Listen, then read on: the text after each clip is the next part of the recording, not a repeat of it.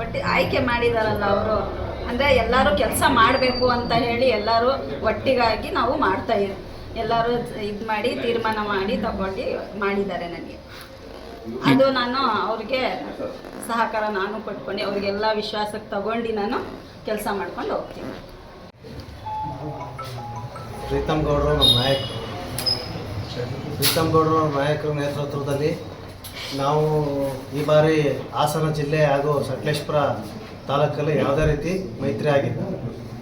ಅವರ ಒಂದು ನಾಯಕತ್ವದಲ್ಲಿ ನಾವು ಎಲ್ಲ ಪಕ್ಷದವರು JDS, ಕಾಂಗ್ರೆಸ್ಸು, BJP ಹಾಗೂ ಇಂಡಿಪೆಂಡೆಂಟ್ ಪ್ರೀತಮ್ ಗೌಡರು ಪಕ್ಷಾತೀತವಾಗಿ ಅವರ ಒಂದು ನೇತೃತ್ವದಲ್ಲಿ ನಾವೆಲ್ಲರೂ ಕೂಡ ಅಧ್ಯಕ್ಷರು ಉಪಾಧ್ಯಕ್ಷರನ್ನ ಆಯ್ಕೆ ಮಾಡ್ಕೊಂಡಿದ್ದೀವಿ. ಇದಕ್ಕೆ ಪ್ರೀತಮ್ ಗೌಡರು ಬೆಂಬಲ ನಮಗೆ ತುಂಬ. 11 ಜನ ಚುನಾಯಿತ ಸದಸ್ಯರುಗಳಿದ್ದೀವಿ ನಾವು.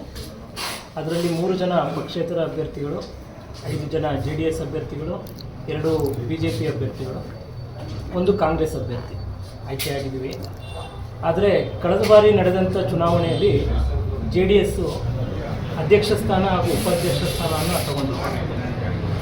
ಆದರೆ ಅಧ್ಯಕ್ಷರ ನಡೆ ಸ್ವಲ್ಪ ಬೇಜಾರು ಅನ್ನೋ ವಿಚಾರದಲ್ಲಿತ್ತು. ಹಾಗೂ ಮತ್ತು ಅಭಿವೃದ್ಧಿ ಕೆಲಸಗಳು ಅವರ ಇದರಲ್ಲಿ ಯಾವುದೇ ₹1 ಅಭಿವೃದ್ಧಿ ಕೆಲಸಗಳು ನಡೆಯಲಿಲ್ಲ.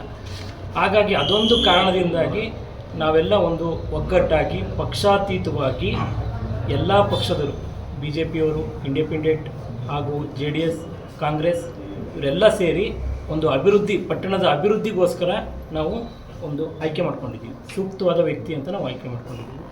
ಹಾಗೆ ನಾವು ಏನು ಅಭಿವೃದ್ಧಿ ಮಾಡಬೇಕು ಅನ್ನೋ ವಿಚಾರ ತಂದಾಗ JDSನವರು ನಮ್ಮನ್ನು ಕಳೆದ ಬಾರಿ ಉಪಾಧ್ಯಕ್ಷ ಸ್ಥಾನಕ್ಕೆ ನಾನು BJP ಬೆಂಬಲಿತ ಪಕ್ಷೇತರ ಅಭ್ಯರ್ಥಿಯಾಗಿದ್ದರು. ಉಪಾಧ್ಯಕ್ಷ ಸ್ಥಾನಕ್ಕೆ ನಾಮಿನೇಷನ್ ನಾವು ಮಾಡಿಸಿದ್ದು. ಕಳೆದ ಬಾರಿ ಉಳಿದಿದ್ದು 11 ಜನ ಸೀಟಲ್ಲಿ ಉಳಿದಿದ್ದು ನಾವು 3 ಜನ. ನಮಗೆ ಆ ಬೇಜಾರದ ನಡೆ ಆಯಿತು. ಯಾಕಂದರೆ ನಮ್ಮ ಒಂದು 3 ವಾರ್ಡ್ಗಳಿಗೆ ಇವರು ಯಾವುದೇ ರೀತಿಯಾದಂಥ ಅನುದಾನಗಳನ್ನ ಕೊಡ್ತಾ ಇರಲಿಲ್ಲ. ಆ ಒಂದು ಉದ್ದೇಶಕ್ಕೆ ಇವತ್ತು ಇಂಥ ಸೂಕ್ತವಾದ ನಿರ್ಧಾರವನ್ನು ನಾವು ತಗೊಂಡಿದ್ದೀವಿ. ಪಕ್ಷಾತೀತವಾಗಿ ಒಂದು ಅಧ್ಯಕ್ಷರು ಹಾಗೂ ಉಪಾಧ್ಯಕ್ಷರನ್ನು ನಾವು ಆಯ್ಕೆ ಮಾಡ್ಬೋದು. ಈಗೇನು ಆ ಥರ ಒಳ ಒಪ್ಪಂದ ಏನಿಲ್ಲ. ಏನು ಉಳಿದಂಥ 15 ತಿಂಗಳು ಸಂಪೂರ್ಣ ಅವಧಿ ಅವರೇ ಅಧ್ಯಕ್ಷರಾಗಿದ್ದಾರೆ.